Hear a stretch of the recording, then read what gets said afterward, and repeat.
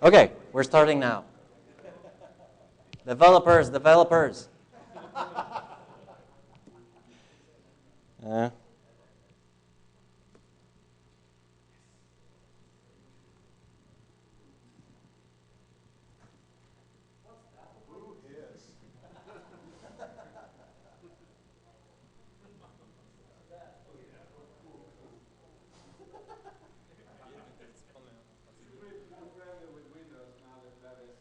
It was working before. Okay. We have a backup.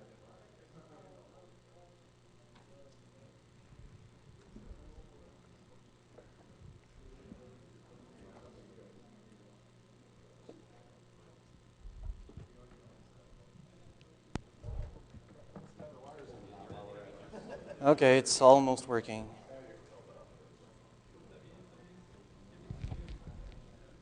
Okay, good. We're good to go.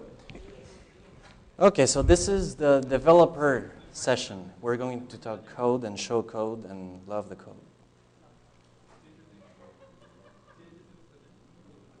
Okay, first we're going to talk about IPv6 generalities. They don't apply to Asterisk itself. And then we're going to talk about how Asterisk uses the new IPv6 APIs.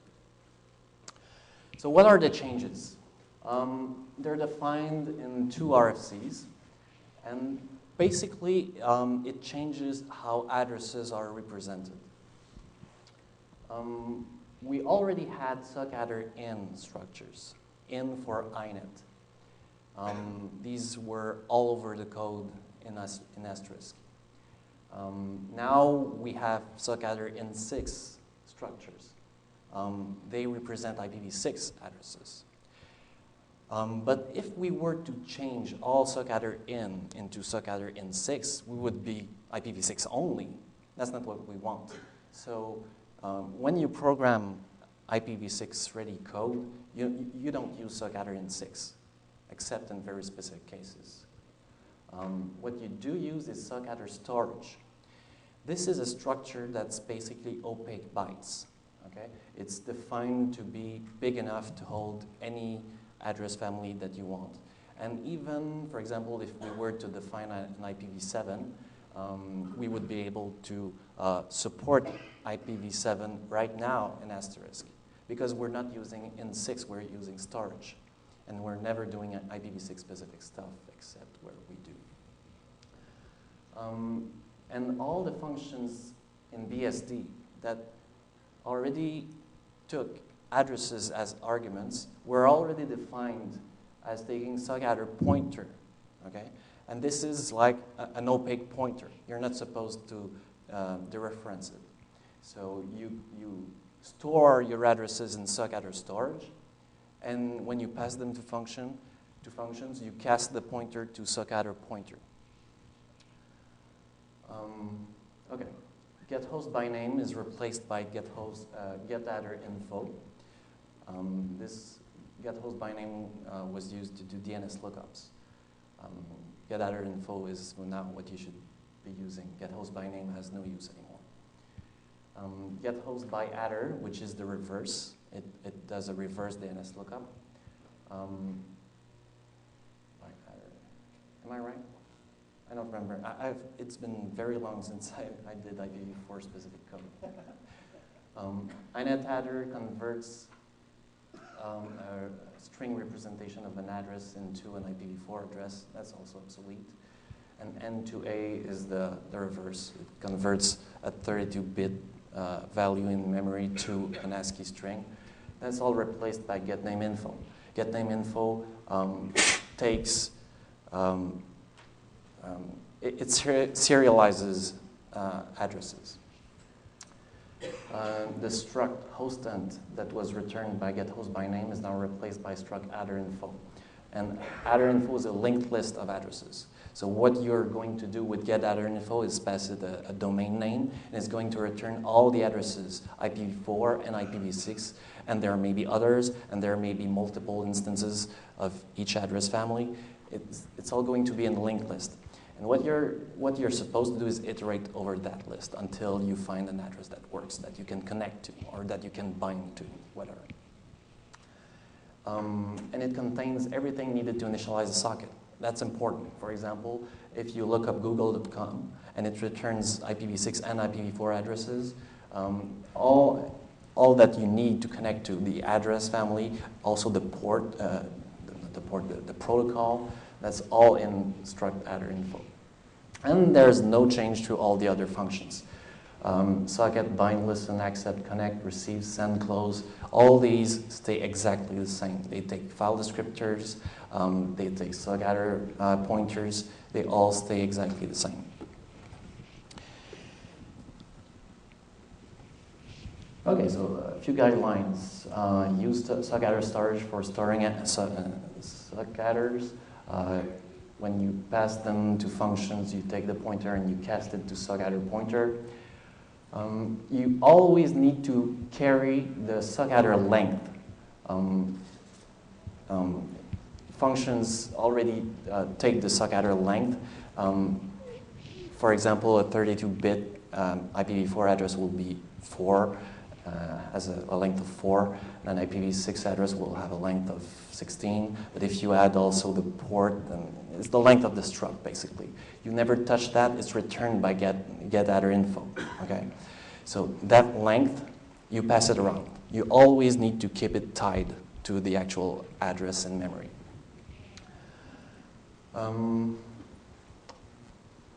Yeah, when getAddr info returns, go through the linked list of addresses.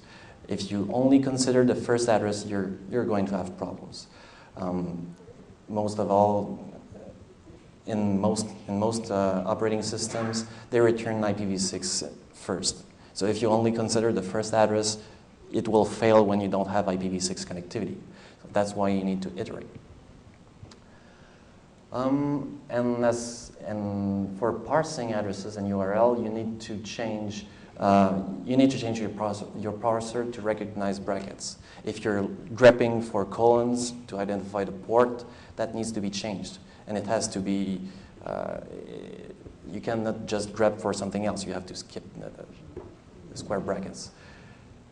Have you got any example regexes for that on your website anywhere? Example of? The regex for doing the grepping like you just said. We don't use that in. There is one. It's complicated because IPv6 addresses can have multiple forms.